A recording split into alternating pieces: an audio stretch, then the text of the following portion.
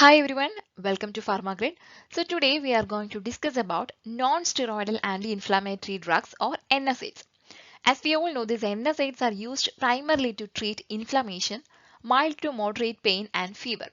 And these drugs block the cyclooxygenase enzymes and reduce prostaglandins throughout the body.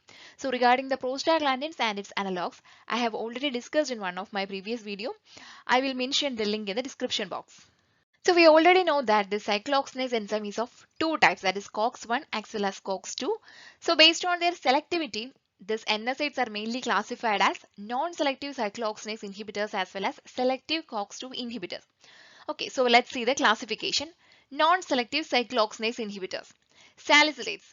Examples include aspirin, diflunisal, methyl salicylate, sodium salicylate. Propionic acid derivatives such as ibuprofen, phenoprofen, flurbiprofen, ketoprofen, naproxen, oxaprozin. Aryl acetic acid derivatives. Examples include diclofenac, aciclofenac. Acetic acid derivatives such as ketorolac and etodolac. Indole derivatives include indomethacin, sulindac, tolmetin. Andranilic acid derivatives, also known as phenamates. Examples include mefenamic acid. Enolic acid derivatives are also known as oxycams. Examples include pyroxicam, tanoxicam, and meloxicam. Pyrazolines derivatives. Examples include metamizole, propionate, phenylbutazone, and oxyphenbutazone. Then para-aminophenol derivative, which is paracetamol. Then next classification is the preferential COX-2 inhibitors. Examples include nimesulide, meloxicam, etodolac, and nabimetol. Selective COX-2 inhibitors. Examples are celecoxib, parecoxib, and etoricoxib. Now we will see each drugs in detail. First start with aspirin. Okay, so this aspirin exhibits anti-inflammatory activity only at relatively high doses that are rarely used. Then this aspirin is also used as an antiplatelet agent. It is used more frequently at lower doses to prevent cardiovascular events such as stroke and myocardial infarction. Aspirin is an irreversible inhibitor of cyclooxygenase activity. Coming to the mechanism of action, aspirin is a weak organic acid that irreversibly acetylates and thus inactivates cyclooxygenase. The other NSAIDs are reversible inhibitors of cyclooxygenase. Here you can see the mechanism of action. From the membrane phospholipids, arachidonic acid is generated, and from the arachidonic acid, prostaglandin H2 is generated with the help of COX-1. Okay, or cyclooxygenase 1, and this step is blocked by aspirin. Okay, so one important point associated with aspirin is that aspirin is an irreversible inhibitor of cyclooxygenase activity, whereas other NSAIDs are reversible inhibitors. The NSAIDs including aspirin have three major therapeutic actions: anti-inflammatory, analgesic, and antipyretic effect.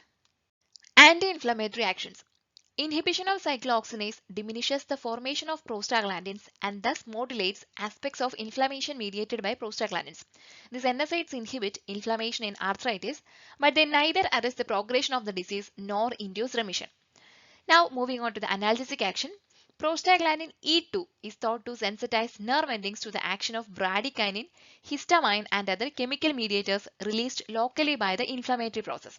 Thus, by decreasing prostaglandin E2 synthesis, the sensation of pain can be decreased.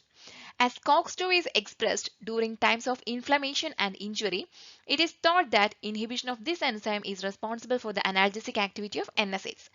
All NSAIDs generally considered to have equivalent analgesic efficacy, used mainly for the management of mild to moderate pain arising from musculoskeletal disorders. One exception is ketorolac, which can be used for more severe pain but for only a short duration. Now, the antipyretic action. Fever occurs when the set point of the anterior hypothalamic thermoregulatory center is elevated.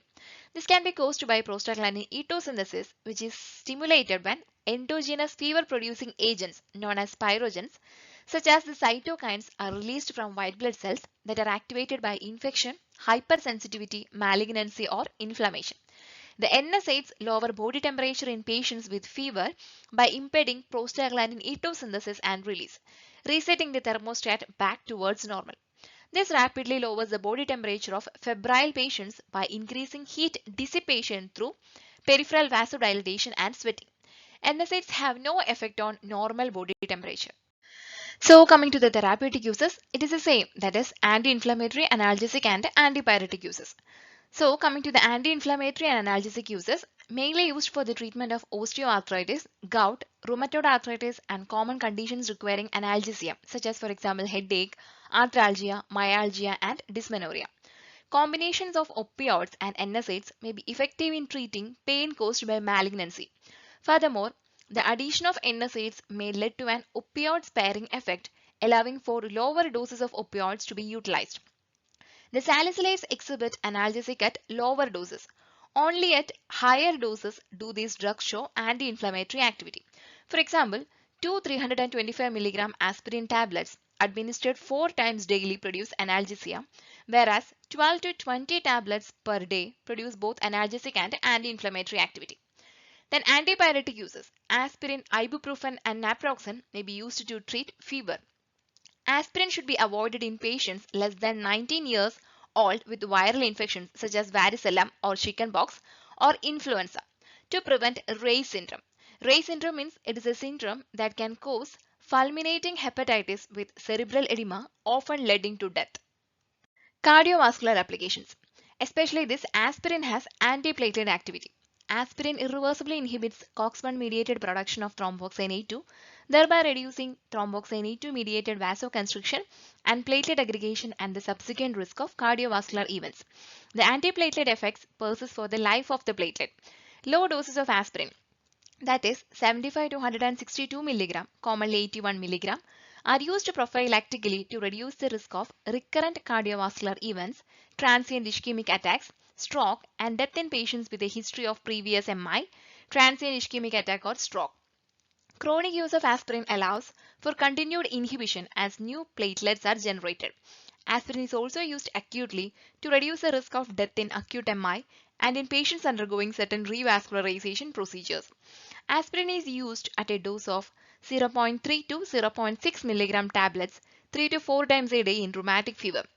It is available as 350 mg tablets with or without enteric coating. It is also available as a dispersible tablet as Disprin. Disprin means aspirin 350 mg along with calcium carbonate and citric acid and should be taken after adding it in a cup of water and while in an effervescent stage. Injectable aspirin has been available as lysine acetyl salicylate. External applications. Salicylic acid is used topically to treat acne, corns, calluses and warts.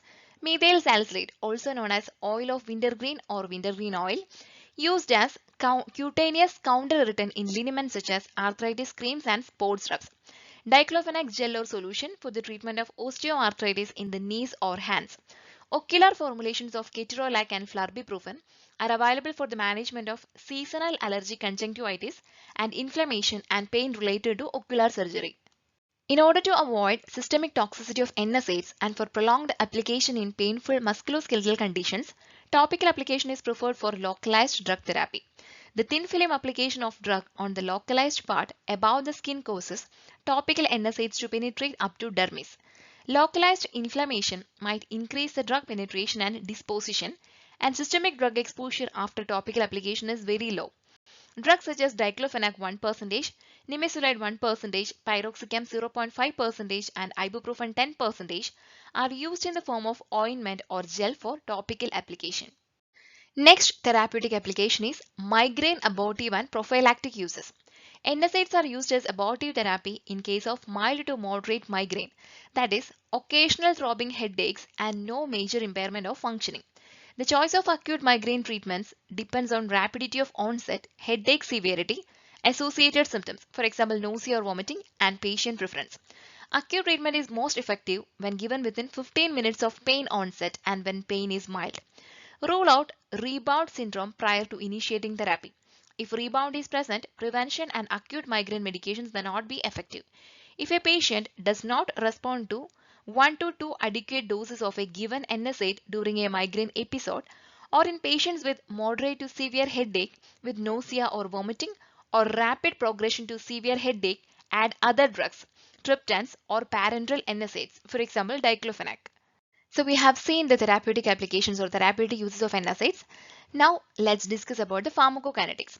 Aspirin, after oral administration, aspirin is rapidly deacetylated by esterases in the body to produce salicylate. Okay. Unionized salicylates are passively absorbed mainly from the upper small intestine. Salicylates, except for diflunisal, cross both the blood-brain barrier and the placenta and are absorbed through intact skin, especially methyl salicylate.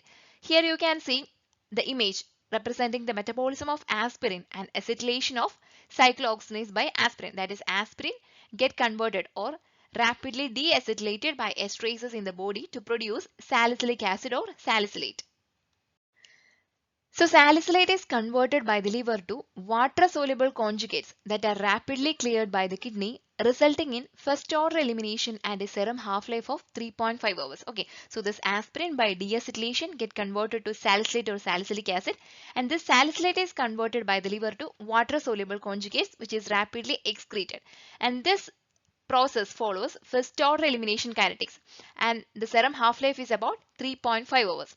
Then at anti-inflammatory dosages of aspirin, that is, aspirin requires higher doses to exhibit anti-inflammatory activity, that is more than 4 gram per day. The hepatic metabolic pathways becomes saturated, okay, because such a high dose, will lead to the saturation of hepatic metabolic pathways. Now, at that time, the elimination kinetics will become zero order. Okay, so zero order kinetics are observed, leading to a half-life of 15 hours or more. Okay, so the half-life will be increased. Okay, so in normal cases, the half-life is about 3.5 hours, but in cases of anti-inflammatory doses, half-life of aspirin will be about 15 hours or more. Then salicylate is secreted into the urine and can affect uric acid excretion. Therefore, aspirin should be avoided in gout if possible or in patients taking probenecid. Probenecid is a uricose uric drug. Okay, so here you can see the effect of dose on the half-life of aspirin. Okay, so aspirin in low dose, T-half is about 3 hours, and if aspirin in high dose, that is anti-inflammatory dose, half-life will increase up to 15 hours or more. Now, the other NSAIDs. Most NSAIDs are well absorbed after oral administration and circulate as highly bound to plasma proteins. Okay, so this is one important point. NSAIDs are drugs that are highly bound to plasma proteins. The majority are metabolized by the liver, mostly to inactive metabolites. Few, for example, nabumetone and sulindac have active metabolites. Excretion of active drug and metabolites is primarily via the urine. Now moving on to the adverse effects, the first and most important one is in the gastrointestinal system. Most common adverse effects ranging from dyspepsia to bleeding. Agents that inhibit COX-1 reduce the beneficial levels of prostaglandins, resulting in increased gastric acid secretion, diminished mucus protection, and increased risk for gastrointestinal bleeding and ulceration. Okay, so agents with higher relative selectivity for COX-1 are at higher risk for gastrointestinal adverse events. NSAIDs should be taken with food or fluids to diminish gastrointestinal upset. If NSAIDs are used in patients at high risk for GI events, proton pump inhibitors or misoprostol should be used concomitantly to prevent NSAID-induced ulcers. Next adverse effect is the increased risk of bleeding, mainly due to the antiplatelet effect. Aspirin inhibits COX-1 mediated formation of thromboxane A2 and reduces platelet aggregation for the lifetime of the platelet, which is about 3 to 7 days. Platelet aggregation is the first step in thrombus formation, and the antiplatelet effect of aspirin results in a prolonged bleeding time. For this reason, aspirin is often withheld for at least 1 week prior to surgery. NSAIDs other than aspirin are not utilized for their antiplatelet effect but can still prolong bleeding time, especially when combined with anticoagulants. Patients who take aspirin for cardioprotection should avoid concomitant NSAID use if possible or take aspirin at least 30 minutes prior to the NSAID. Now, the renal effects. NSAIDs prevent the synthesis of prostaglandin E2 and prostaglandin I2, which are the prostaglandins that are responsible for maintaining renal blood flow. Decreased synthesis of prostaglandins can result in retention of sodium and water and may cause edema. Patients with a history of heart failure or kidney disease are at particularly high risk. These effects can also mitigate in the sense reduce the beneficial effects of antihypertensive medications. In susceptible patients, NSAIDs have led to acute kidney injury. So in this image, you can see the renal effects of NSAIDs by inhibition of prostaglandin synthesis. So here you can see the disease states leading to increased vasoconstrictors. The disease conditions such as renal disease, cardiovascular disease will lead to decreased renal blood flow. Also, disease conditions such as cirrhosis, nephrosis, heart failure, and the usage of diuretics will lead to decreased blood volume. So altogether led to the release of increased vasoconstrictors such as angiotensin II, catecholamines, and vasopressin. And here, the condition can be divided into two cases. First one, there is no treatment. No treatment in the sense, in case of patients, those who are not taking NSAIDs. Okay, so in such conditions, that is in case of no treatment, what will happen? The prostaglandin synthesis will be normal. Okay, the prostaglandin synthesis is not inhibited. So this prostaglandin synthesis normally antagonizes intrarenal effects of vasoconstrictors. Okay, so this is the case of, or this is the response of renal blood flow in case of patients those who are not taking NSAIDs. And this is the condition where patients treated with NSAIDs or non-steroidal anti-inflammatory drugs. So here the NSAIDs will inhibit the prostaglandin synthesis. Okay, so the NSAIDs will inhibit the prostaglandin synthesis, leaving the actions of vasoconstrictors unopposed. Okay, so this is how the NSAIDs affect the renal system by inhibition of the prostaglandin synthesis. Cardiac effects. Agents such as aspirin with a very high degree of cyclooxygenase 1 selectivity at low doses have a cardiovascular protective effect. And this cardiovascular protective effect is due to a reduction in the production of thromboxane A2. Agents with higher relative cyclooxygenase 2 selectivity have been associated with an increased risk for cardiovascular events, possibly by decreasing prostaglandin I2 production mediated by COX-2. An increased risk for cardiovascular events, including myocardial infarction and stroke, has been associated with all NSAIDs except aspirin. All NSAIDs carry a black box warning regarding the increased risk for cardiovascular events. So coming to the other adverse effects, NSAIDs are inhibitors of cyclooxygenases and therefore inhibit the synthesis of prostaglandins but not of leukotrienes. We know that from the membrane phospholipids, arachidonic acid is generated, and from this arachidonic acid, by the action of cyclooxygenase pathway, prostaglandins, thromboxanes and other mediators are released, whereas by the action of lipooxygenase pathway, leukotrienes are generated. Okay, leukotrienes are generated. This NSAIDs mainly inhibit the cyclooxygenase pathway. Okay, but the lipooxygenase pathway is not inhibited. Okay, it will occur more rapidly or more fastly, which will lead to the generation of increased leukotrienes. Okay, because of this reason, NSAIDs should be used with caution in patients with asthma, as inhibition of prostaglandin synthesis can cause a shift toward leukotriene production and increase the risk of asthma exacerbations. Central nervous system adverse effects such as headache, tinnitus and dizziness may occur. Approximately 15% of patients taking aspirin experience hypersensitivity reactions. Symptoms of true allergy include urticaria, bronchoconstriction and angioedema. Patients with severe hypersensitivity to aspirin should avoid using NSAIDs. Aspirin is both an NSAID and uricosuric at high doses. Coming to the drug interactions, salicylate is roughly 80% to 90% plasma protein bound. Since salicylates are acidic drugs, and acidic drugs mainly bound to the plasma protein albumin. Okay, so these salicylates can be displaced from the protein binding sites, resulting in increased concentration of free salicylate. These acidic drugs mainly bind to albumin, whereas the basic drugs bind to alpha-1 acid glycoprotein. Alternatively, aspirin can displace other highly protein-bound drugs such as warfarin, phenytoin or valproic acid, resulting in higher free concentrations of these agents. Okay, so here you can see the drug-drug interactions with salicylates leading to altered effects of drugs or metabolites are shown in red.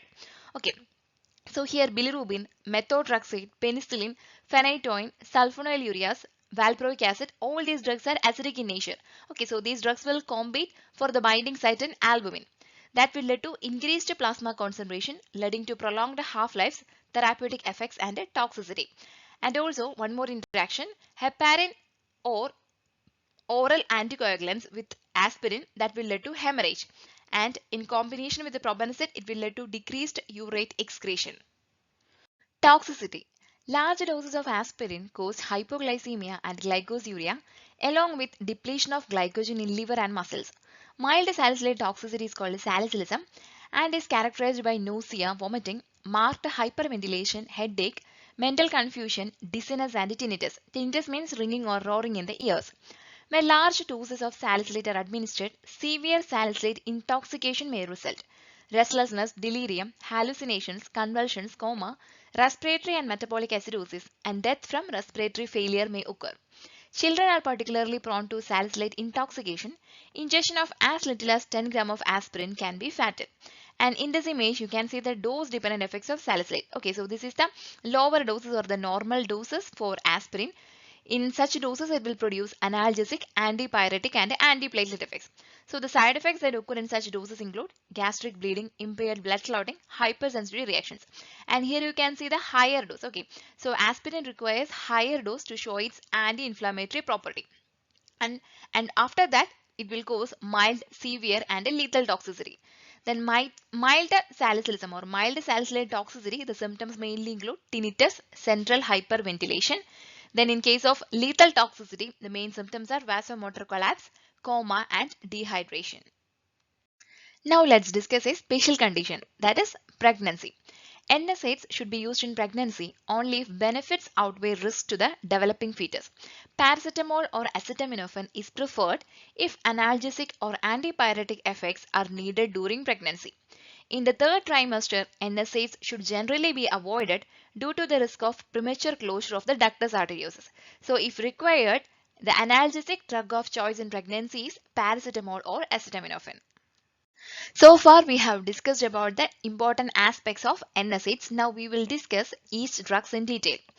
Diflunisal. It is a fluorinated derivative of salicylic acid, more potent than that of aspirin in anti-inflammatory effect, however lacks antipyretic effect due to poor CNS penetration. Used in cases of pain due to arthritis, used at an oral dose of 1 gram 2 to 3 times a day followed by 0.5 gram twice a day. Diflunisal has low propensity to cause gastrointestinal and antiplatelet side effects. Propionic acid derivatives. The compounds that belong to this group share similar pharmacodynamic properties with a slight variation in pharmacokinetics. They are non-selective cyclooxygenase inhibitors. Analgesic, anti-inflammatory, and antipyretic properties are somewhat equivalent or inferior to the analgesic dose of aspirin. However, they are better tolerated than aspirin. Therefore, they are used for pain caused by different types of arthritis. They also have different degrees of effect on platelets as seen with aspirin. Amongst all, naproxen is found to have higher analgesic efficacy. Ibuprofen. It is a commonly prescribed analgesic having weak anti-inflammatory activity, used at a dose of 400 to 600 mg 3 times a day. It has a very weak antiplatelet activity and shares common side effects of other NSAIDs. Phenoprofen and oxaprocin are similar to ibuprofen in their pharmacology. Next drug is naproxen. It shows analgesic property and shows good anti-inflammatory property. Therefore, it is used for rheumatoid arthritis, osteoarthritis, ankylosing spondylitis, tendinitis, dysmenorrhea bursitis, and migraine. The plasma half-life of naproxen is 14 hours in young and it doubles in elderly patients due to age-related decrease in renal function. It is used at a dose of 250 mg 2 to 3 times a day. Ketoprofen. Apart from being analgesic, ketoprofen has also been reported to stabilize lysosomal membranes and antagonize the action of bradykinin. Ketoprofen is used at a dose of 50 to 100 mg 2 to 3 times a day. Flurbiprofen. It is a fluorinated propionic acid derivative known to have similar activity and a toxicity profile like ibuprofen. It is also used as anti-inflammatory for topical application in ophthalmic conditions. Used as 0.03% eye drops in still 4 times a day. Next drug is indomethacin, which is an indole or acetic acid derivative. Approximately 20 times more potent non-selective inhibitor of COX pathway compared to aspirin. It inhibits infiltration of polymorphonuclear leukocytes and suppresses the biosynthesis of mucopolysaccharides. Potent anti-inflammatory with the analgesic and antipyretic properties equivalent to aspirin also causes vasoconstriction. It is used for the closure of persistent patent ductus arteriosus in premature infants weighing 500 to 1750 gram and it can be administered by the intravenous route, that is 3 doses of 0.1 to 0.2 milligram per kilogram administered 12 hourly. Due to a higher incidence of adverse effects, indomethacin is not used as a first-line drug for many inflammatory conditions such as arthritis of various origins. It is only used in refractory cases such as Bartter syndrome due to enhanced prostaglandin synthesis. Sulindac is a prodrug and a congener of indomethacin. Its active sulfide metabolite is more than 500 times potent COX inhibitor compared to Sulindac but less potent than indomethacin. Ketorolac. It is an aryl acetic acid derivative with a potent analgesic having comparatively a lesser anti-inflammatory property. In the control of post-operative pain, it is equivalent to that of morphine. Its use is limited to acute pain control for shorter periods, absorbed orally as well as administered through intramuscular or intravenous routes. Adverse effects include somnolence, dizziness, headache, GI-related side effects, and pain at the site of injection. A transient rise in liver enzymes has also been reported. Ketorolac is metabolized in the liver and excreted in urine. It is used at a dose of 10 to 20 mg 4 times a day, maximum of 90 mg per day. Next drug is etodolac. It is also an acetic acid derivative, has lesser gastrointestinal related side effects due to more selectivity towards cyclooxygenase 2. Used at a dose of 200 to 400 mg 3 times a day for post-operative analgesia. It is also used as uricosuric for the treatment of gout and as analgesic for the treatment of different types of arthritis. Nabimetone. It is also an acetic acid derivative. It is a prodrug and upon conversion, it shows potent non-selective COX inhibition. Low gastrointestinal related side effects with good analgesic, anti-inflammatory and antipyretic activity. Used for the treatment of different types of arthritis and soft tissue injuries. Well absorbed orally and converted to active metabolites in the liver, and the inactivated metabolites are excreted through bile. It shows a longer plasma half-life, thereby enabling once a day therapy. It is used in the dose of 500 mg tablets given once a day. Phenamides. Phenamic acid is a molecule which, especially in its ester form, that is phenamate, serves as a parent structure for several NSAIDs including mefenamic acid, tolfenamic acid, flufenamic acid, and meclofenamic acid. These drugs are commonly referred to as antranilic acid derivatives or phenamates because phenamic acid is a derivative of antranilic acid. Mefenamic acid, analgesic, antipyretic and weak anti-inflammatory activities used for short-term pain relief in conditions such as dysmenorrhea and soft tissue injuries. It is not used for arthritis. GI side effects and diarrhea are common. Transient elevation of hepatic enzymes is seen.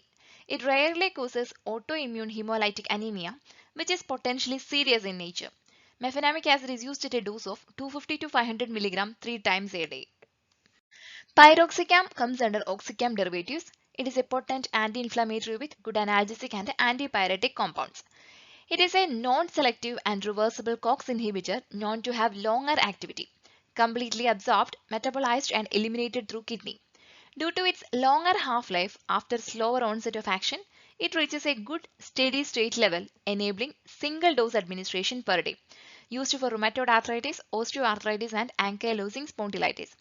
However, due to serious skin reactions besides GI-related side effects, it is not considered a first-line therapy for arthritis. Piroxicam is used at a dose of 10 to 20 mg once a day. Tenoxicam is used at a dose of 20 mg per day. Apazone or azaprapazone. It is also an oxycam derivative. Apart from anti-inflammatory, analgesic and antipyretic activity, it is also known to have potent uricosuric activity. Used for different types of arthritis, ankylosing spondylitis and gout. It is reserved when other safer NSAIDs fail to achieve required activity. Used at a dose of 600 mg 3 times a day. Its side effects are similar to those of non-selective COX inhibitors. GI-related side effects, headache and vertigo have been reported. Diclofenac. It is classified as acetic acid derivative due to its preferential activity on COX-2, similar to celecoxib. Potent compound having good analgesic, antipyretic and anti-inflammatory activities. Upon oral administration, it is absorbed well but undergoes extensive first-pass metabolism. It accumulates in synovial fluid, therefore its pharmacological activity is more than its plasma half-life and correlation. It is metabolized in liver and excreted through urine and bile. It is not recommended for children, nursing mothers and pregnant women. Gastrointestinal related adverse effects are similar to those of celecoxib. However, transient elevation of liver enzymes is observed. Like other NSAIDs, it increases the risk for cardiovascular events including MI and stroke. Now coming to the dose and dosage forms of diclofenac, 50 mg 3 times a day or 75 mg twice daily, 75 mg intramuscular injection. Its ethyl ammonium salt is used for making ointments for topical applications, used as 1% topical gel or ointment, 0.1% eye drop for ocular inflammatory conditions. Aceclofenac, it is also a preferential COX-2 inhibitor, another phenylacetic acid derivative and has properties similar to diclofenac. Shows higher COX-2 selectivity compared to diclofenac. NSAIDs may impair the ability of the chondrocyte to repair its damaged extracellular matrix in osteoarthritic cartilage. However, aceclofenac is reported to increase the synthesis of proteoglycans and hyaluronic acid in a dose-dependent manner. It is used at a dose of 100 mg twice daily. Etodolac, it is another preferential COX-2 inhibitor, similar to diclofenac and aceclofenac, having higher selectivity for COX-2 and is well absorbed orally. Side effects are similar. It is used at a dose of 200 to 400 mg twice daily. Meloxicam, it also comes under preferential COX-2 inhibitor, shows preferentiality to COX-2 as compared to piroxicam. Its pharmacological activities are similar to piroxicam, but its gastric side effects are much lesser. Used at a dose of 7.5 to 15 mg once daily. Nimesulide. It is a preferential COX-2 inhibitor, aryl sulfonamide derivative lacking an acidic group like most of the NSAIDs. It is reported to reduce the generation of reactive oxygen species in neutrophils, decrease in cytokine like tumor necrosis factor alpha release, and inhibit platelet activating factor synthesis and matrix metalloproteinase activity in cartilage by the activation of glucocorticoid receptors. Its anti-inflammatory, analgesic, and antipyretic activities are comparable with other NSAIDs. People who have aspirin-induced allergy are reported to tolerate nimesulide. Nimesulide has rapid and complete absorption after oral administration. It is rapidly distributed into the synovial fluid and exists for a longer period despite the fall in plasma levels. It is metabolized in liver and excreted through kidney. Hepatotoxicity of nimesulide has been considered similar to that of other NSAIDs. However, its use in children has been banned in many countries including India. It is used at a dose of 100 mg twice daily for arthritis, cancer, thrombophlebitis, bursitis, dysmenorrhea, renal colic, post-operative conditions, etc. Metamizole. It is a pyrazoline derivative. It is an aminopyridine derivative that has analgesic and antipyretic properties but weak anti-inflammatory property. It has been reported to cause agranulocytosis, therefore it is banned in USA. However, it is used in India and other European countries without any serious toxicities. Mild GI irritation and GI related side effects have been reported, used at a dose of 0.5 to 1.5 gram orally or by intramuscular or intravenous routes. Propifenazole. It is also a pyrazoline derivative. Similar to pyrazoline derivative metamizole, which is used in India, it is extensively used as an over-the-counter product for headache and fever during common cold and other mild pain, either alone or in combination with other antipyretics such as paracetamol. It is used at the dose of 150 to 600 mg 3 times a day, along with paracetamol or with caffeine. Celecoxib. It is a selective COX-2 inhibitor, is significantly more selective for the inhibition of COX-2 than COX-1.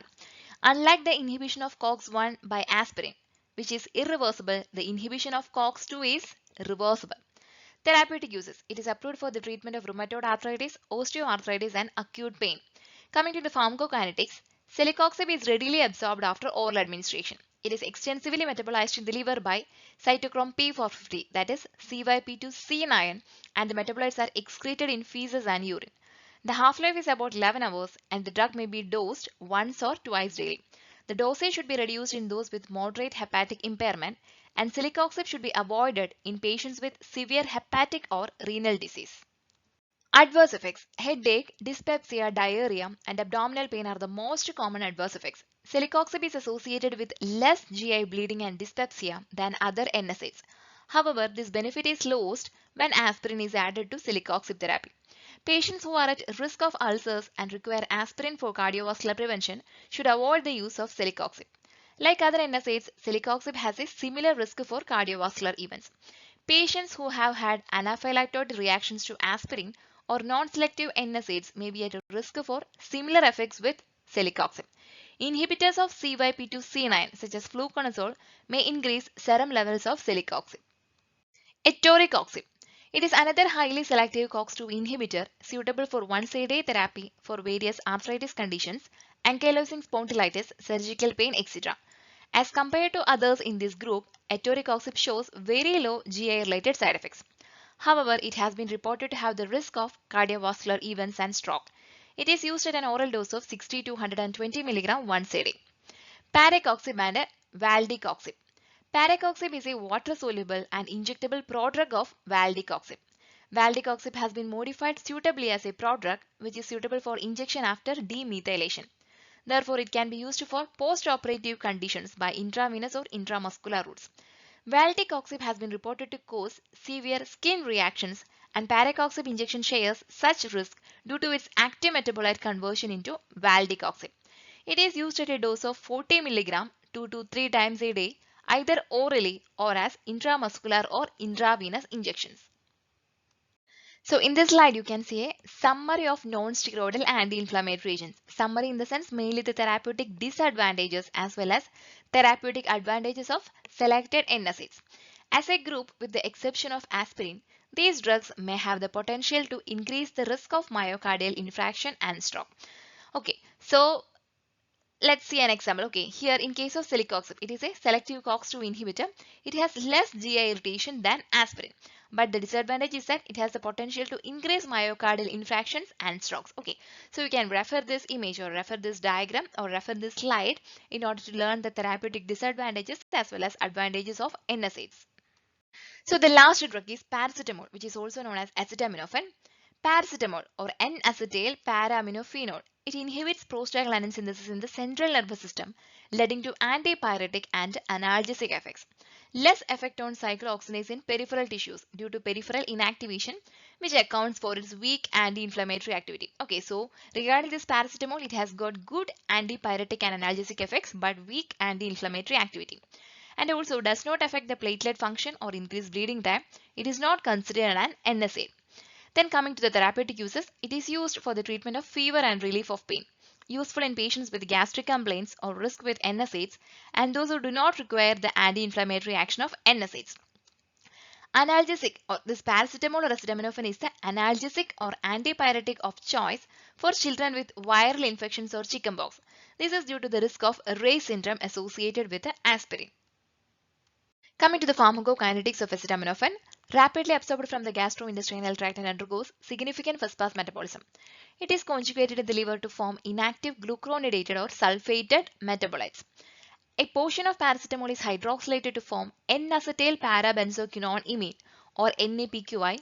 It is a highly reactive metabolite that can react with the sulfhydryl groups and can cause liver damage. Okay, so here you can see the structure of acetaminophen.